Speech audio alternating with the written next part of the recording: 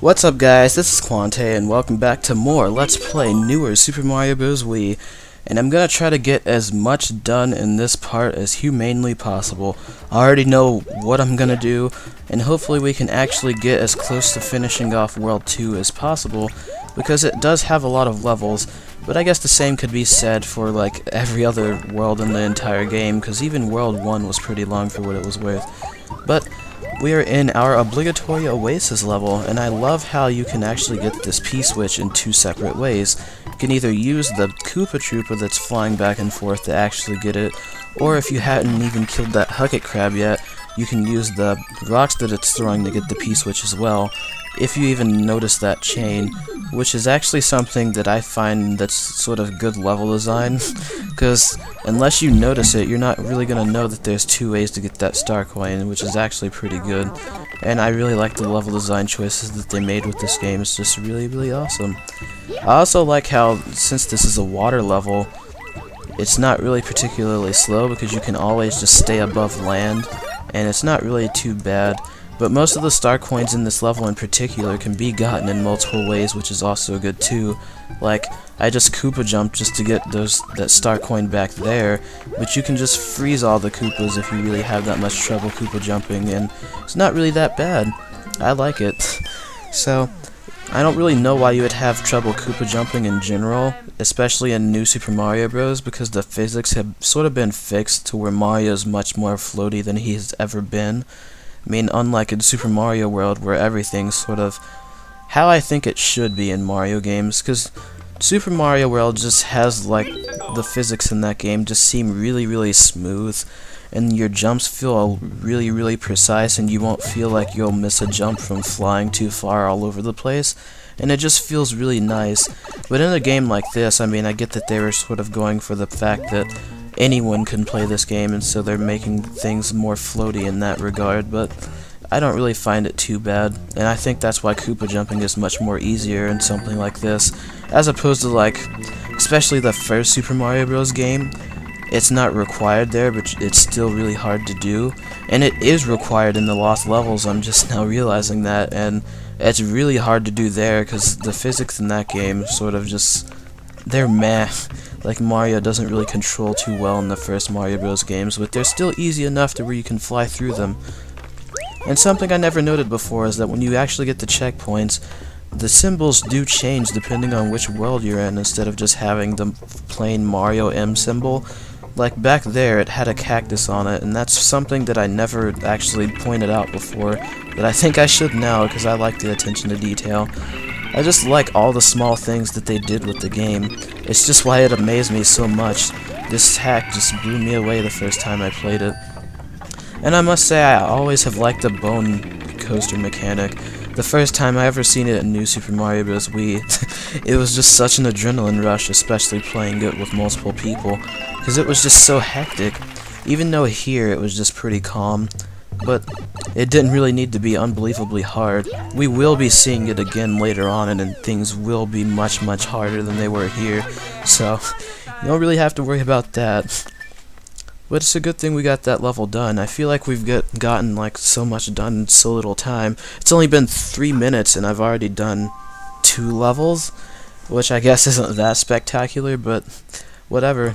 Let's just keep on going. We can't let this train stop. Let's go to Searing Sands, which has the angry sun. So, something I want to point out immediately is that you want to take this springboard with you, because they sort of try to make you think that, oh, well, I just have to use this springboard to hit this block that's up in the air, but that's not what you do at all. You actually want to take it with you so you can get the star coin. That's something that got to me the first time I played the game, because I was just like, how the heck do you just randomly get the star coin that's in the air? It's just right there, but I have no way to get to it. And they trick you in that regard. But the angry sun, at least for this level, because he is a reoccurring enemy, like he appears in more levels after this, all you want to do is just run, because he's not really that bad. If you just keep on running, he has no way of hitting you, and I've actually gotten through this level without getting hit at all, simply just because you want to keep on running, and it's not really that bad. And he actually just disappears if you hit him with the power block like I did, or if you get the checkpoint. The checkpoint just makes him disperse for whatever reason and he won't bother you anymore.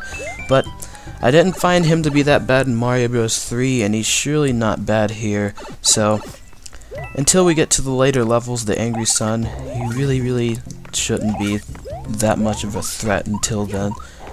But I love how many lives are just randomly scattered all over the place here. Especially since the fact that you get so many coins, lives are never really a problem. But let's read this.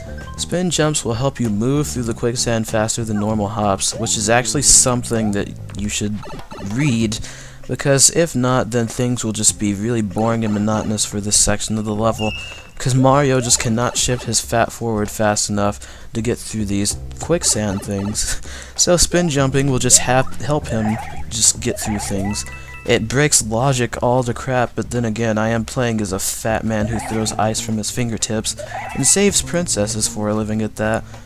He's even saved Daisy, I just realized that. He did that in Mario World, and I hate that Daisy has sort of been a character that's only been in freaking Mario spin-off games, because I think Daisy, I mean, she's not my favorite character, and I don't really think she deserves, like, stuff in the limelight, but I think for something like New Super Mario Bros. Or New Super Luigi U, she could have been the damsel in distress in that game instead of Peach, and I even think she could have been the damsel in distress for Luigi's Mansion instead of Mario.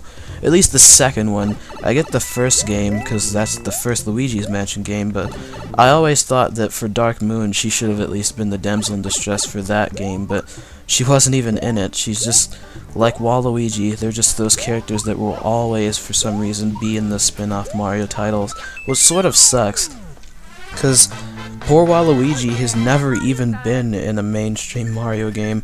Daisy has at least once, but every character that you see in games like that have either been enemies or NPCs at one point in main Mario games. But Waluigi just gets the shaft, and he hasn't gotten anything. He hasn't even made a cameo in WarioWare or anything like that, which is sort of sad. But he's just one of those characters.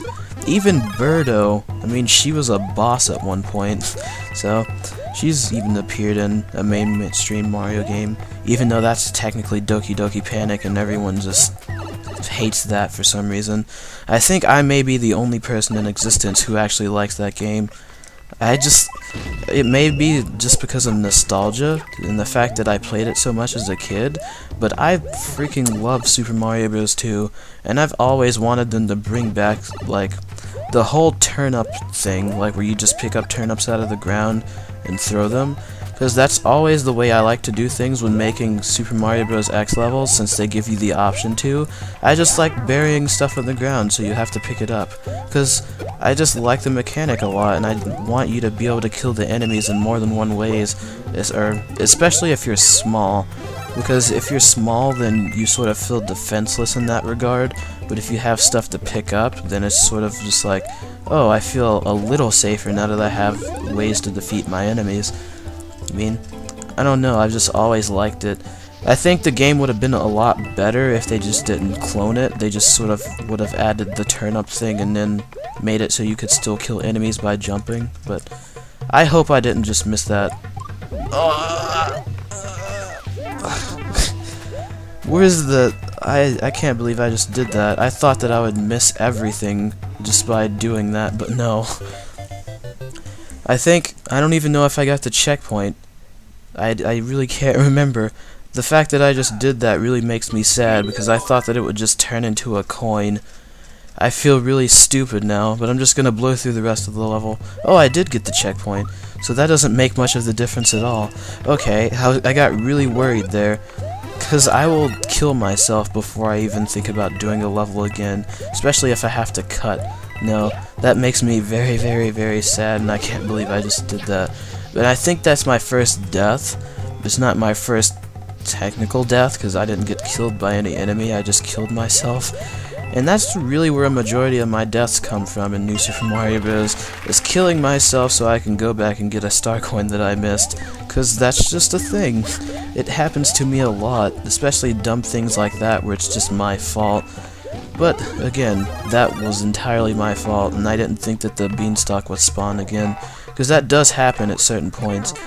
But this level does have a secret exit, because it's been teaching you to go through these little places that have the bolts through them, so you use it to get to the secret exit. It's not really that bad. And actually, I didn't have to kill gosh dang it, because I would have had to go through the level again anyway because there's a secret exit here. I just am the stupidest person when it comes to sort of strategizing and planning out things, because I could have just gone through the level again and gotten it instead of just jumping off the cliff and killing myself all willy-nilly. But whatever. This opens the way to World B.